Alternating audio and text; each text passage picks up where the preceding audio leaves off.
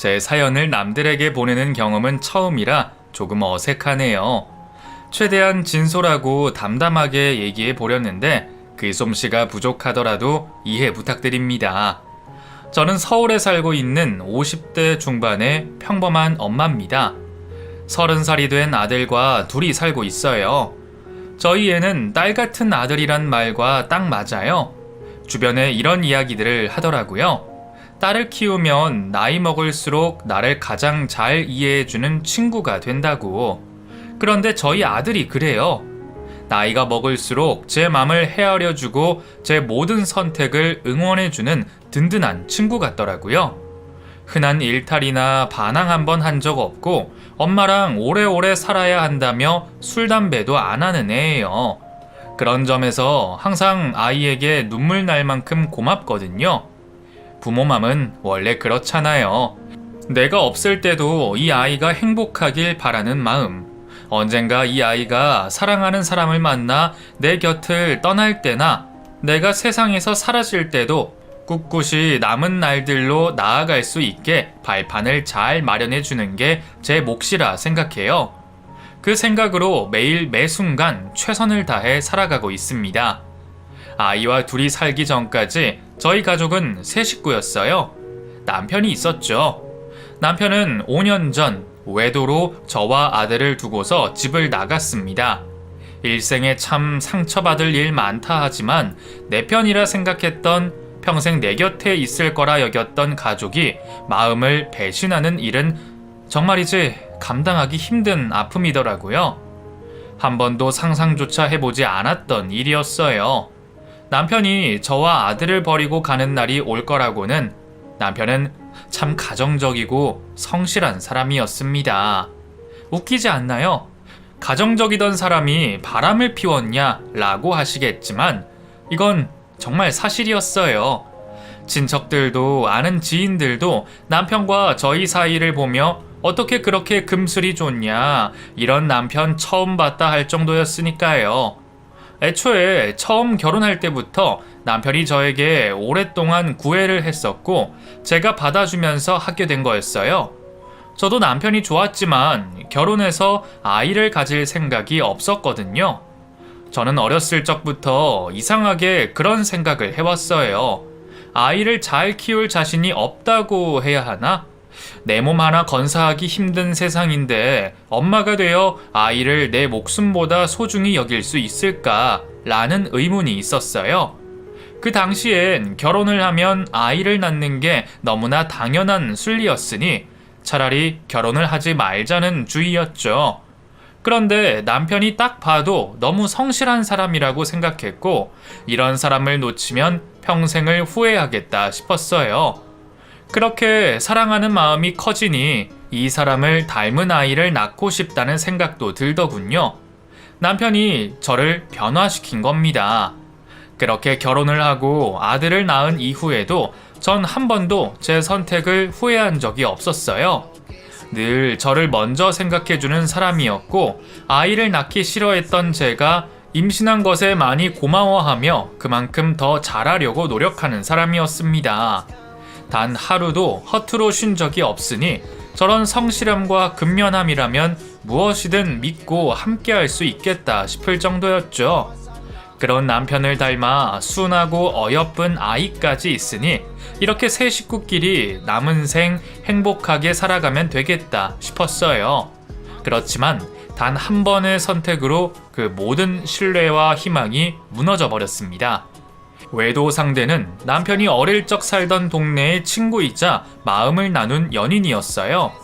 연인이라고 하기엔 조금 그렇기도 해요. 한창 사춘기 나이에 서로를 좋아하던 어린아이였을 때이니까요. 따지고 보면 그 첫사랑이란 건가 봅니다. 남자의 첫사랑은 특별하다는 말, 그냥 포장인 줄 알았는데 남편에게도 그런 로망이 있었나 봐요. 그 여자에 대해선 저도 대충 알고 있었어요.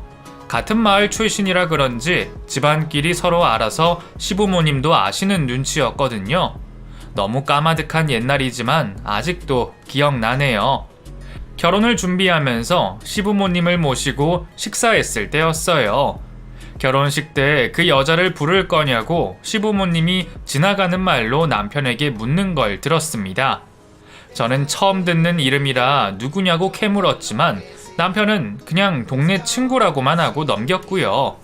나중에 신우에게 들어보니 남편이 좋아했던 여자라고 하더군요. 동네에 살던 친구인데 어릴 때부터 마음이 맞아서 서로 좋아하고 그랬대요. 양쪽 집안도 친해서 서로 사돈 맺자고 우스갯소리로 많이 했다고 하고요.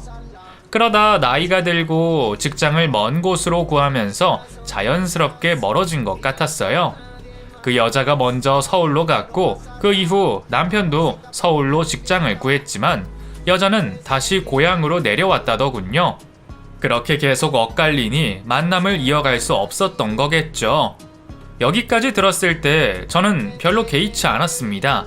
오히려 그런 추억을 갖고 있는 남편이 귀엽다며 웃었었죠.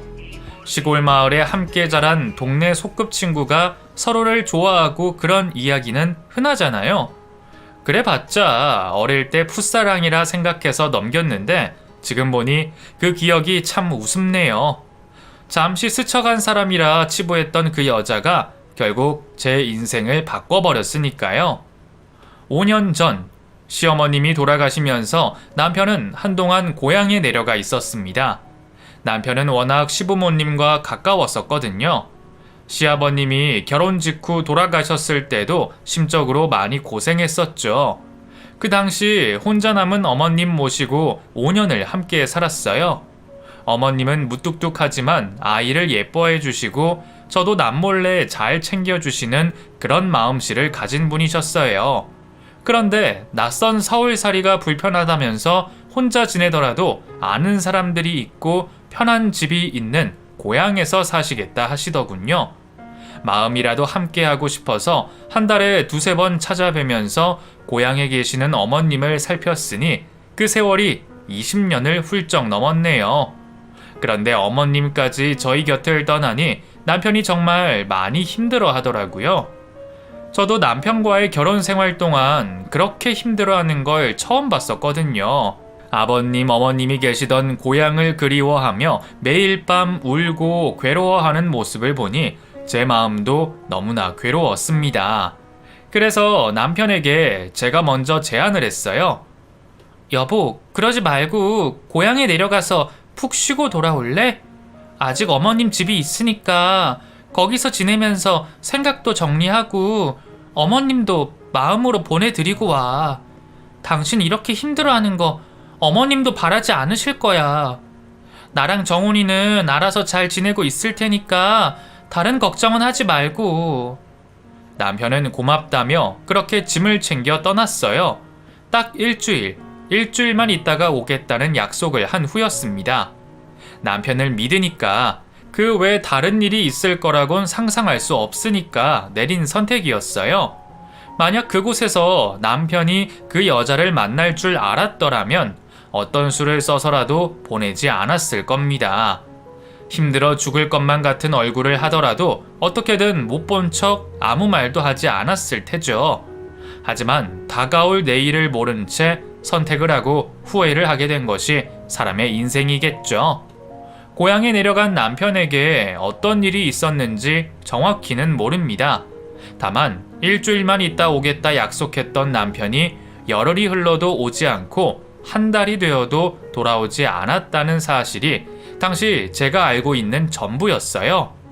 잠시 쉬겠다던 직장에 약속한 때가 지났는데도 돌아오지 않는 그 사람을 보며 뭔가 이상함을 느꼈지만 조금만 더 기다려달라는 남편의 전화에 제가 할 수 있는 건 없었어요.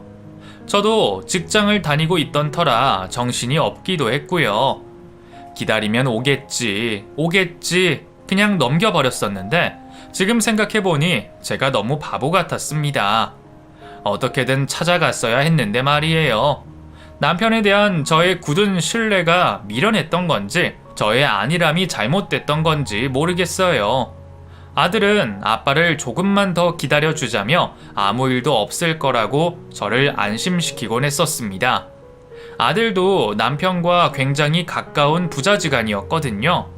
남편은 아들을 한 번도 혼낸 적 없이 친구처럼 동네 형처럼 대하면서 사랑해 주었어요. 아들이 반항 한 번 없었던 건 어쩌면 그런 아빠를 두어서 그런 것 같기도 해요. 우리는 거스르거나 대들 필요 없는 수직 관계의 가족이 아니었으니까요. 아들도 그만큼 아빠를 따르고 사랑했어요. 그래서 저만큼의 굳은 믿음이 있었을 겁니다. 아빠는 절대 우리를 실망시키지 않을 거라는 믿음. 그렇게 아들과 저만 남은 지 근 2달이 다 되어 갈 때쯤 남편이 집으로 돌아왔습니다. 그런데 돌아온 남편은 어쩐지 나아진 게 없는 모습이었습니다. 아니, 어쩐지 얼굴은 오히려 수심이 더 가득해진 표정이었어요. 목소리는 전보다 밝아졌고 말을 건네는 모습은 전과 변함이 없는데 이상하게 공허한 표정이었어요. 마치 무언가 두고 온 것처럼요. 다른 무슨 일이 있었냐고 물어봤지만 아무 일 없었다면서 말을 돌리더군요. 그러더니 그 다음부터 안 마시던 술을 마시고 들어오는 겁니다. 때로는 핸드폰을 붙잡고 멍하니 침대에 앉아 있기도 하고요. 아직 어머님에 대한 그리움이 완전히 가시진 않았나 보다라고 여기다가도 어쩐지 찜찜한 기분이 앞섰습니다. 무언가 제가 놓치고 있는 게 있구나 싶었어요. 아들을 슬쩍 떠보기도 했지만 아들은 남편의 달라진 점을 전혀 모르는 눈치더라고요. 하지만 저는 다르잖아요. 함께한 세월이 있는데 어떻게 아내인 제가 모를 수 있겠나요?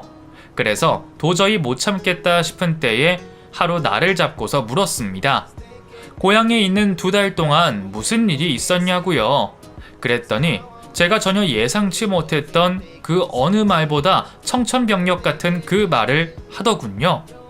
고향에서 한 여자를 만났다고요. 어쩐지 예전에 이름을 들어본 것만 같은 그 여자를요. 처음엔 어머니 아버지에 대해서 이야기할 말동무로 만나서 옛 이야기를 했는데 그러면서 점점 마음이 커져갔다고 하더라고요. 헤어지기가 아쉬워서 하루 이틀 미루다 보니 어느샌가 2달이 흘렀다고요. 마음을 다잡고 다시 일상으로 가족품으로 돌아가려 했는데 마음이 너무 힘들대요. 어머님에 대한 그리움과 못다한 애정을 그 여자가 채워준 것 같대요. 예상하지 못했던 말을 들으니 충격으로 아무 생각도 말도 하지 못하겠더군요. 그래서 어떻게 하고 싶냐고 물으니 모르겠대요. 지금 자기가 이렇게 말하는 것도 고민하는 것도 다 저에게 죄 짓는 거란 걸 아는데 말하지 않으면 그것도 너무 죄책감이 들 것 같았대요. 차라리 끝까지 숨기지, 어떻게든 이겨내고서 아무 일도 없던 것처럼 지내지, 왜 나에게 이런 아픔을 주는 거냐고 남편에게 욕도 해보고 때리기도 하면서 정말 많이 울었습니다. 다시 예전으로는 못 돌아갈 거라고 생각하긴 했어요. 그런데 남편은 그 다음날 새벽 짐을 챙겨서 떠나버렸습니다. 그렇게 허무하게 가버릴 줄은 몰랐어요. 어떻게 해야 할지 모르겠다던 그 말조차 거짓이었나 봅니다.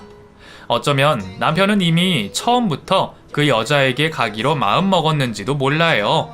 그런데 가족을 떠날 방법을 모르니 제 옆에 잠시 동안만 머무르고 있던 게 아니었을까요?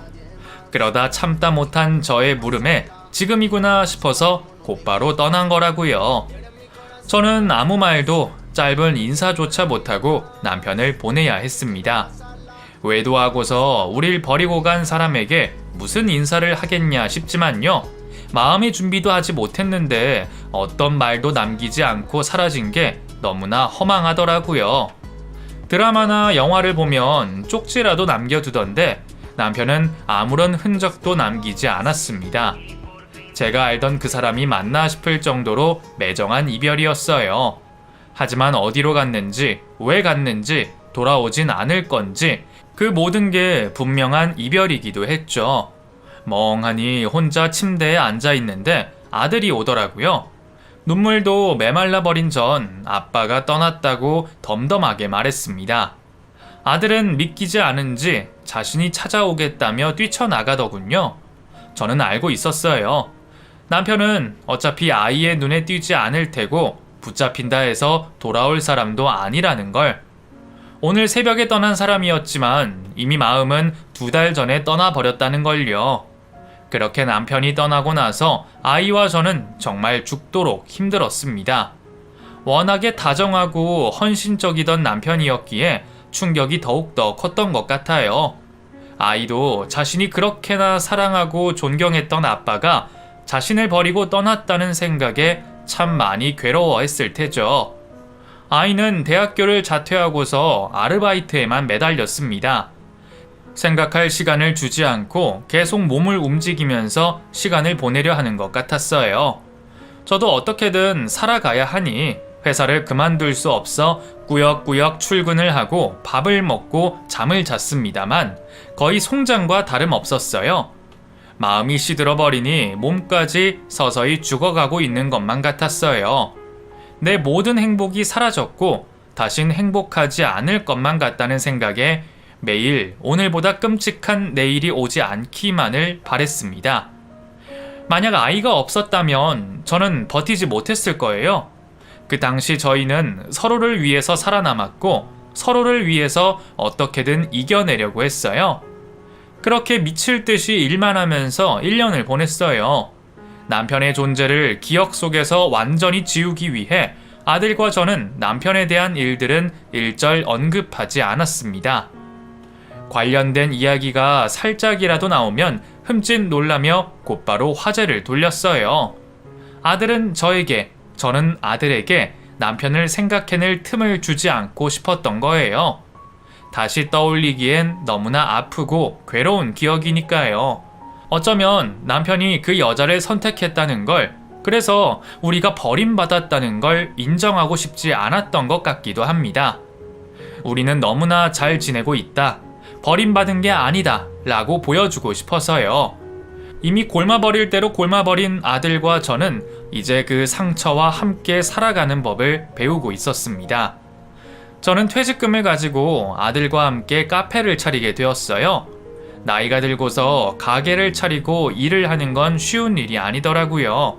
그래도 아들이 열정을 가지고서 커피에 대해 공부하고 사업을 배워와서 부족함 없는 가게로 발전할 수 있었어요. 그렇게 5년이라는 시간이 흘렀습니다. 신은 우리를 버린 게 아닌 건지 다행히 장사는 굉장히 잘 됐어요. 다른 몇 개의 지점을 낼 수 있을 정도였죠. 물론 무엇보다 저희가 노력하고 버텨낸 덕분에 낼 수 있던 성과라고 생각하고요. 아들은 어느덧 30대가 되면서 어린 티가 사라진 늠름한 어른이 되어 있었어요. 전에는 애교도 많고 한없이 여린 아이였는데 남편의 부재와 새로운 사업으로 인해서 빨리 어른이 된 느낌이었어요. 엄마로서 그 모습이 대견하기도 미안하기도 하더라고요. 어쩐지 커가면서 남편을 더 닮은 것 같기도 했고요. 이 말을 하면 아들이 크게 화낼 걸 아니까 한 번도 말한 적 없지만 남편의 성격과 성향, 마음씨를 그대로 닮아 있었습니다. 아들의 말 한마디에 행동 하나에 남편의 모습을 떠올린 게 한두 번이 아니었거든요. 역시 피를 속일 순 없나 봐요. 아들은 남편에 대해 이제는 완전히 잊어버린 것 같았어요. 처음엔 아빠를 많이 그리워했었거든요. 그런데 이제는 억지로 대화를 피한다기보다 전혀 생각나지 않는 것처럼 자연스럽게 옛 기억에 대해 언급하는 일이 없더라고요. 때때로 불쑥 남편 이야기를 꺼내면서도 아무렇지 않은 듯 보였어요. 엄마, 그 장롱에서 발견했는데 이거 아빠가 쓰던 수첩 맞지? 거의 새 거던데? 이거 그냥 내가 쓸게. 사실 저는 무뎌지긴 했지만 아직도 간간히 남편이 생각나긴 했거든요. 애정 담긴 마음은 아니지만 어떻게 살고 있는지 궁금했고 남편과 함께한 과거의 시간을 문득 그리워지기도 했고요. 하지만 아들이 저렇게 깨끗이 잊고 지내니 저도 엄마로서 이런 모든 감정과 생각을 내색하지 않으려고 노력했습니다. 과거의 일에 사로잡히지 않고 앞으로 남은 날을 열심히 살아가고 싶었고요. 그렇게 우리만의 평화를 되찾을 때쯤 남편이 다시 돌아왔습니다. 5년 만이었어요. 아무런 연락도 기척도 없이 집 앞에 서 있더라고요. 마치 방금 퇴근하고서 저를 기다리는 사람처럼요. 언젠가 스쳐 지나치더라도 만날 날이 있을까 생각은 했었지만 다시 돌아올 거라고는 꿈에도 몰랐거든요. 그렇게 갑자기 사라지더니 이렇게 또 갑자기 나타나서 제 인생을 흔들어 놓으니 이 상황이 참으로 기가 막히더군요. 이사 안 갔네. 와보니 그대로여서 조금 놀랐어. 그동안 잘 지냈어, 당신? 어색한 미소와 함께 건네는 그 말에 저는 눈물이 왈칵 쏟아지는 걸 어떻게든 참으려 고개를 숙였습니다. 그리고선 그냥 혼자 집으로 들어와 버렸어요. 지난 악몽이 떠올라 숨을 쉬기가 어려울 정도지만 눈물을 흘리기 싫어서 적신수건에 얼굴을 묻고 있었습니다. 그러자 남편이 문을 두들기더라고요. 잠시 이야기 좀 하자고요. 사람 마음은 정말 보잘것없는 것 같아요. 그렇게나 죽도록 원망했던 사람인데 목소리를 듣자 반가운 마음이 들더랍니다. 그런 제가 너무나 싫었지만요. 문을 열어줄까 아주 잠시 고민했지만 결국 열어주지 않았습니다. 그리도 쉽게 나가버린 사람인데 너무 쉽게 들여보내주면 그간 고생한 저의 시간이 너무 아까우니까요. 아들에게는 말하지 않았어요. 괜히 만나봤자 변하는 건 없을 테고 이제야 아이도 간신히 본인 자리를 찾아갔으니 제 선에서 묻어두는 게 좋다고 생각했거든요.